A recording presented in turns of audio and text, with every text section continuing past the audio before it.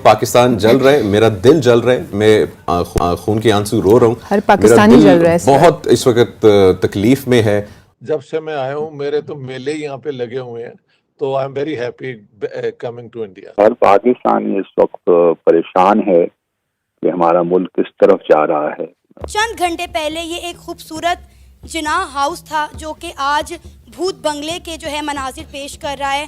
आप देखें कि कितना गुस्सा था, कितना अंगार था उन लोगों के अंदर कि उन्होंने घर को कितनी बुरी तरह जला दिया। अफगानिस्तान से जिस तरह अमेरिका को भगाया इसी तरह तुम्हारा हाल भी होगा, लेकिन तुमको भागने की जगह अब नहीं मिलेगा।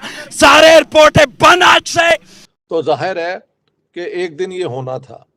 उनकी तस्वीरें मौजूद थी जो कि मुझे यहाँ पर इस वक्त कुछ नजर नहीं आ रहा। इस वक्त ये जिनाह हाउस है, एक खंडर के मनाजिर पेश कर रहा है। खबर है कि इंटरबैंक में डॉलर की कीमत तारीखी बुलंद तरीन सतह पर पहुंच चुकी है। 293 रुपए पर ट्रेड हो रहा है। 4 कारोबारी दिनों में डॉलर 9 रुपए 41 पैसे महंगा हो चुका है। इस वक्त जो मुल्क के मुआशी हालात हैं, क्या कुछ बचा है या सब कुछ उड़ गया? 9 मई का दिन एक स्याह बाप की तरह हमेशा याद रखा जाएगा। बाद में मेरी तकरीर के इतने लोगों ने मेरे साथ पिक्चर्स उतरवाई, I felt like a film star. तो मैंने कहा यार ये लोगों की मोहब्बत है, वरना एक प्रोफेसर के साथ इस किस्म की अटेंशन तो नहीं होती। But people in India are full of love. Sir ये बताइएगा कि पाकिस्तान का इस वक्त क्या इंप्रेशन पड़ रहा होगा दुनिया भर में? बहुत बहुत स्वागत है आपका सर, शो में भी और इंडिया में भी। हेलो फ्रेंड्स, जय हिंद। हिंदुस्तान स्पेशल में आपका स्वागत है दोस्तों। पाकिस्तानी आवाम से गालियां और मार खाने के बाद आईएसपीआर ने एक बयान जारी किया है। पाकिस्तानी सेना की इंटर सर्विसेज पब्लिक रिलेशन ने 9 मई को देश के इतिहास में एक काला चैप्टर घोषित कर दिया है। इमरान खान की गिरफ्तारी के बाद उनके समर्थकों ने लाहौर में कोर कमांडर के घर में भी तोड़फोड़ की और उसे आग के हवाले कर दिया। आटे को तरसी हुई पाकिस्तानी अवाम इस घर को लूट कर ले गई। पाकिस्तानी सेना की मीडिया विंग आईएसपीआर ने पाकिस्तान के बिगड़ते हालात पर कहा, सेना की संपत्तियों और प्रतिष्ठानों पर संगठित हमले किए गए और सेना विरोधी नारे लगाए गए। उन्होंने कहा, यह दुष्ट तत्व लोगों की आंखों में धूल झोंकते हुए अपने स्वार्थी लक्ष्यों को पूरा करने के लिए जनता की भावनाओं को जोर शोर से भड़काते हैं। आईएसपीआर ने कहा, देश के आंतरिक दुश्मन 75 साल तक जो नहीं कर पाया, वहीं सत्ता की लालसा में राजनीतिक चोला पहने इस जमात ने कर दिखाया है। हमारे साथ इश्ताक अहमद साहब मौजूद हैं और वो मौजूद हैं क्योंकि वो इंडिया में भी आए हुए, एक खास बात है। बहुत बहुत स्वागत है आपका सर, शो में भी और इंडिया में भी। बहुत बहुत शुक्रिया। जब से मैं आया हूँ मेरे तो मेले ही यहाँ पे लगे हुए हैं, तो I am very happy coming to India. Thank you Amar ji, thank you. Thank you sir. कैसा लग रहा है आपको इंडिया आके? भारत दौरा आपका चल रहा है, अभी आप महाराष्ट्र में। जब से मैं आया हूँ हम यहाँ पे 7 की सुबह 4 बजे मैं पहुँच गया था। फिर वहाँ से ड्राइव करते हुए नासिक हम आए और बहुत लोग आए हुए थे, क्वेश्चन आंसर भी हुए।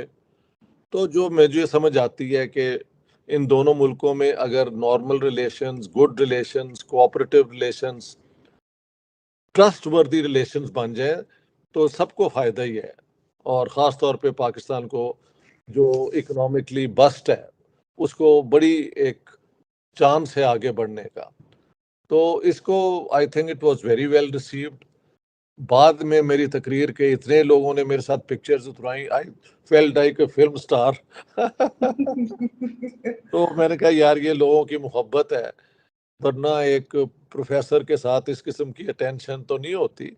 But people in India are full of love. Pakistan जल रहा है, मेरा दिल जल रहा है, मैं खून के आंसू रो रहा हूँ। हर पाकिस्तानी जल रहा है। बहुत इस वक्त तकलीफ में है। और ये थोड़ा सा सम अप करें, ये किस तरफ जा रहा है पाकिस्तान? जी बिस्मिल्लाहिर्रहमानिर्रहीम। बहुत शुक्रिया अपने शो में लेने का, और आप दोनों को मेरा सलाम और आपके देखने वालों को सलाम। और ऑब्वियसली हर पाकिस्तानी इस वक्त परेशान है कि हमारा मुल्क किस तरफ जा रहा है। और पिछले 75 सालों से जब से मैं कम अज कम शऊर की आंख मैंने खोली, तो मैं तो यही देख रहा हूँ कि Pakistan is at a critical juncture. और आज तो वाकई लगता है कि Pakistan is at a critical juncture. और जिस तरीके से मामलात अनफोल्ड हो रहे हैं किसी तौर की, इससे जो है हमारे मुल्क की कोई खैर नहीं लगती। देखिए, यहाँ तक सियासत का ताल्लुक है सियासत में एहतजाज का भी हक सबको है। हमने बाहर दुनिया में बिलियन मार्च भी देखे, लोग आते हैं अपना एहतजाज रजिस्टर करवाते हैं और खामोशी से चले जाते हैं। पाकिस्तान में भी अच्छी मिसालें मौजूद हैं, ऐसा नहीं है कि पाकिस्तान में इससे पहले एहतजाज नहीं हुए, इससे पहले भी एहतजाज हुए हैं, बड़े अच्छे तरीके से लोग अपना मुद्दा बयान करके जमा होकर निकल जाते थे। और एक उसका कानूनी पहलू है। जहाँ तक सियासत की बात है, मैं समझता हूँ कि 2 दिन से जो पाकिस्तान में हो रहा है इसको किसी तरह भी कंडोन नहीं किया जा सकता। इस वक्त हम कोर कमांडर के घर के अंदर मौजूद हैं। रात हमने आपको दिखाया कि किस तरह पीटीआई कारकुनान की जानिब से कोर कमांडर के घर को आग लगा दी गई। इनका सामान जो है उठा कर यहाँ से ले जाया गया। घर के फर्नीचर को, दरख्तों को, गाड़ियों को बुरी तरह से तबाह बर्बाद कर दिया गया। कल रात हमने कोर कमांडर के घर के अंदर आने की कोशिश की, लेकिन यहाँ पर इतना हजूम था पीटीआई वर्कर्स का कि हमने अंदर नहीं आने दिया। इस वक्त हम कोर कमांडर के घर के अंदर मौजूद हैं। यहाँ पर मशीनरी आ चुकी है जो यहाँ से मलबा रिमूव कर रही हैं। सकते हैं कि इस वक्त घर की मौजूदा सूरत हाल क्या है। बिल्डिंग पूरी तरह जलकर तबाह हो चुकी है।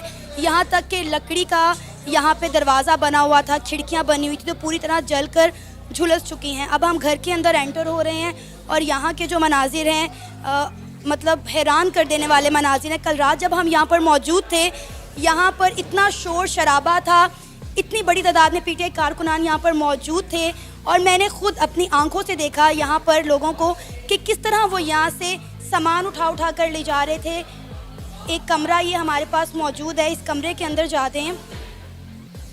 ये है जी हमारे कोर कमांडर का घर। इन्होंने इस घर की क्या सूरत हाल की है। ये ऊपर फानूस आप देख रहे हैं जो कि जल कर बुरी तरह तबाह हो चुका है। मेरे जो है ना रोंगटे खड़े हो रहे हैं। मैंने आज तक ज़िंदगी में अपनी इतनी तबाही नहीं देखी जितनी मुझे देखने को मिल रही है। ये एक घर था, कल तक ये अच्छा खासा घर था जिसे पूरी तरह से जो है जला दिया गया है। मतलब आई एम शॉक कि यहाँ पर रहने वाले लोगों के क्या जज्बात होंगे जब अपने इस घर को देखेंगे। आगे चलते और मज़ीद दिखाते हैं कि इस घर की मौजूदा सूरत हाल क्या है।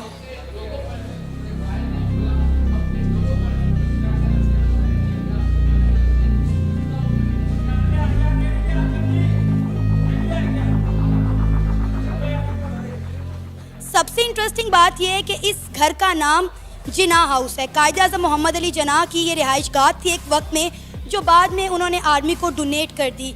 यहाँ पर कायद-ए-आज़म मोहम्मद अली जिन्ना ने इस्तेमाल की हुई जो चीज़ें थी वो यहाँ पर रखी गई थी, लेकिन अनफॉर्चुनेटली हमारी आवाम ने उनका भी ख्याल नहीं रखा, बिल्कुल भी एहतराम नहीं किया। कायद-ए-आज़म मोहम्मद अली जिन्ना का ये घर है जिसे बुरी तरह से तबाह बर्बाद कर दिया गया है। यहाँ पर कायद-ए-आज़म मोहम्मद अली जिन्ना का पियानो मौजूद था, उनकी तस्वीरें मौजूद थी, जो कि मुझे यहाँ पर इस वक्त कुछ नज़र नहीं आ रहा।